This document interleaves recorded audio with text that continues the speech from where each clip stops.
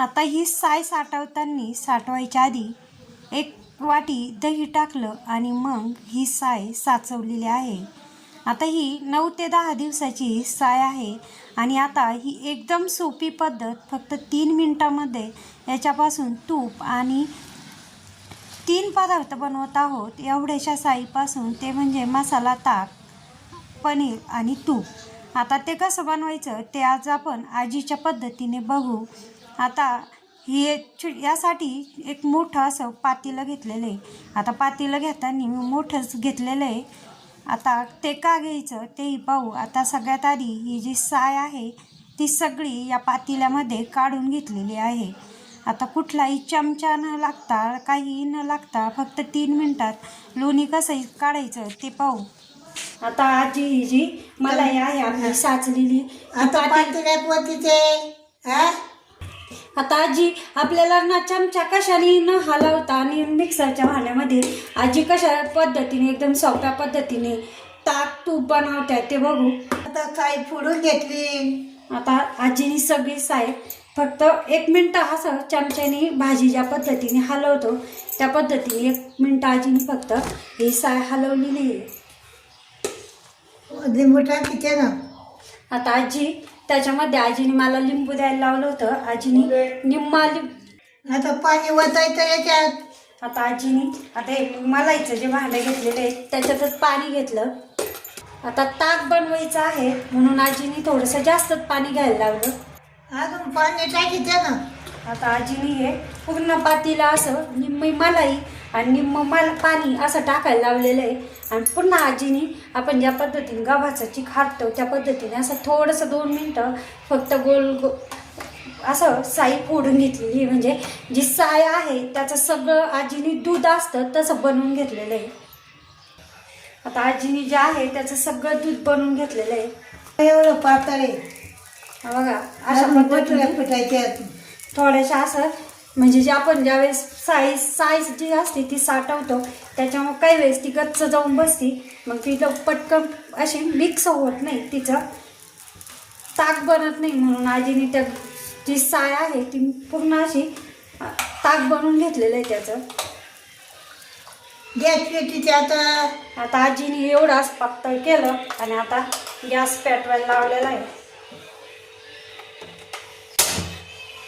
हा बघा, आजीने आता गॅसवर ठेवलेलं आहे आणि आता आजी किती वेळ उकळून घेत्या का काय ते पाहू.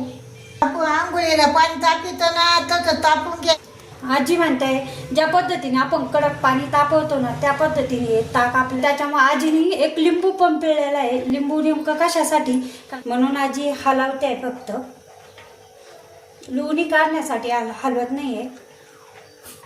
तूप तेलाचा जसं तवून घेतो त्या पद्धतीने व्हायला लागलेलं आहे. आता मी हात स्वच्छ धुतलेलं आहे आणि अजून थोडंसं कोमट झालेलं आहे फक्त काटामुळं. अजून थोडंसं आंघोळीला पाणी घेतो आजीने. अजूनही थोडंसं, अजून फक्त 2 मिनटं झालेले आहे आता. आणि अजून 2 ते 3 मिनटं ठेवू, म्हणजे 5 मिनटं.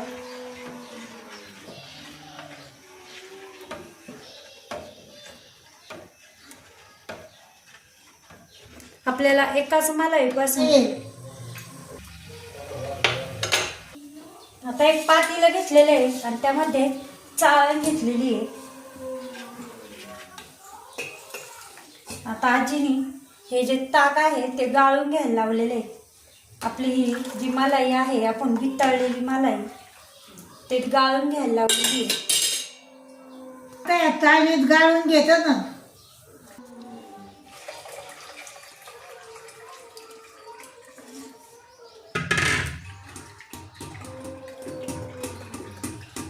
चमच्यानं हलवून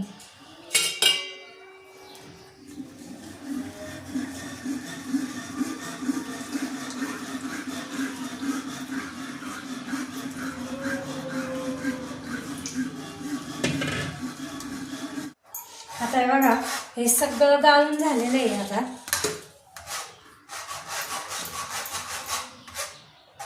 हा बघा, अशा पद्धतीने गाळून झालेलं आहे. आता याच्यात थोडंसं पुन्हा मी पाणी ओतून घेते.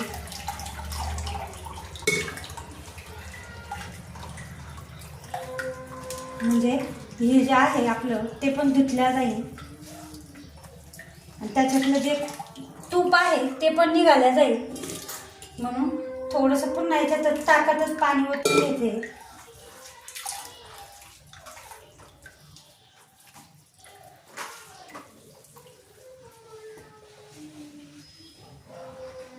हे बघा, आता हे एवढं आपलं पनीर शिल्लक आहे. आता त्याचं आपण एका कपड्यामध्ये पनीर बनवण्यासाठी ते बांधून ठेवू. आता हे एकदा दोनदा स्वच्छ पाण्याने पुन्हा धुवून घेऊ, म्हणजे त्याच्यातला लिंबाचा जो आंबटपणा आहे तो निघून जाईल.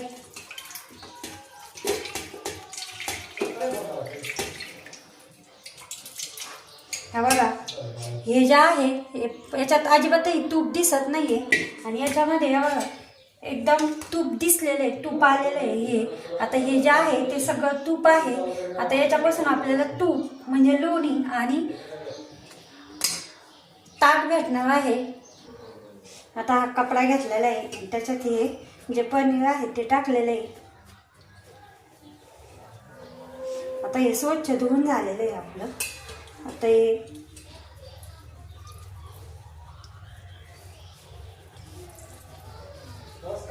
असं पॅक असा गुंडाळून ठेवलंय. त्याच्यातलं जे जास्तीचं पाणी आहे ते, आणि हा कपडा घेताना कॉटनचा कपडा घेतलेला आहे.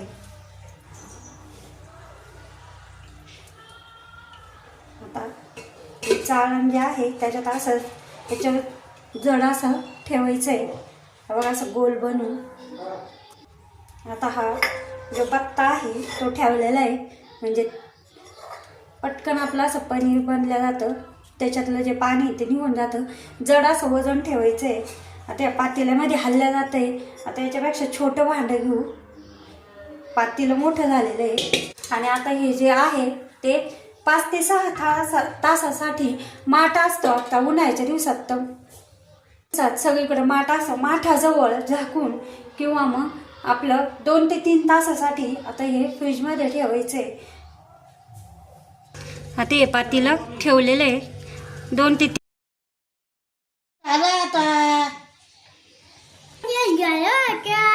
पनीर झालं. आता काय, आता चिरायचं. चले जरा बारीक धर. हा तो उलट्या हाताने धरले तो.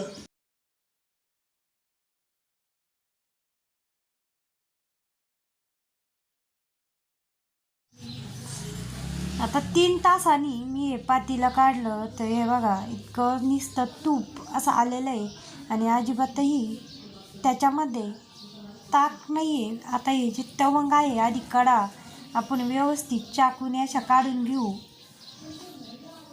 हे बघा अजिबातही हाताला कुठंही लागत नाही आहे, एवढं असं तुपी झालेलं आहे. हे बघा मी असा हात लावते त्याला, पण अजिबातही हात ओला होत नाही आहे. एवढी सोपी पद्धत कुठंच बघितली नसन. बघा ते चमच्याने मी काढते तर ते निघालं आहे. आता हे सगळं तूप जे आहे ते काढून घेऊ.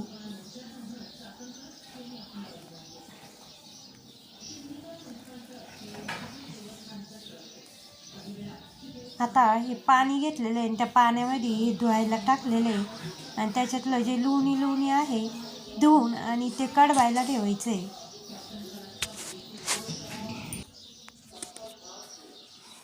आणि असंचही ठेवलं तर काहीच अडचण नाही. फक्त जी आपली शिल्लक बिळ असते ती जास्त निघते आणि अशा पद्धतीने धुतल्यानंतर अजिबातही निघत नाही. 1 चमचासुद्धा मुश्किलीने निघते. आता बघा याच्यात काहीही अजिबात तूप नाही आहे शिल्लक. मी सगळं वरचं जे तुपाचं तवंग आहे ते काढून घेतलं आणि फक्त आता हे ताकच आहे.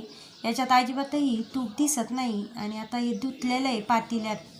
आता याचं जे लोणी आहे ते काढून कढईत कडवायला ठेवलं आहे.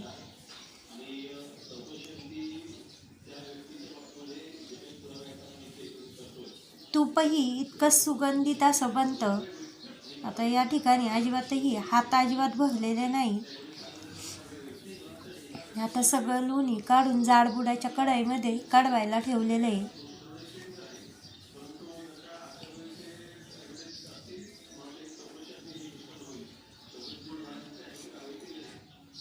आता यामध्ये अजिबात ताक शिल्लक नाही आहे. आता लगेच ते वितळलेलं आहे आणि काही मिनिटात हे तूप कडलेलं आहे. अजिबातही शिल्लक अजिबात वेळी नाही आहे. फक्त आणि फक्त तूपच आहे. बघा चमच्याने घेत आहे तरी पण अजिबात शिल्लक काही नाही आहे. आता हे तूप थोडंसं कोमट झालं हे गाळून घेतलेलं आहे तुपाच्या डब्यात.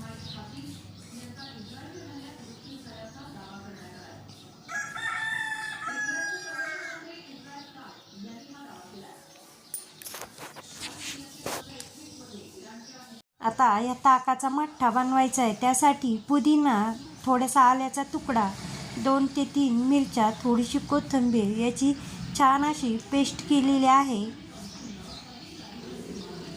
आणि आता हे ताक जेवढं लागेल तेवढ्यात ही पेस्ट थोडीशी साखर टाकून ताकामध्ये ही पेस्ट टाकलेली आहे. अशा पद्धतीने मठ्ठा झालेला आहे.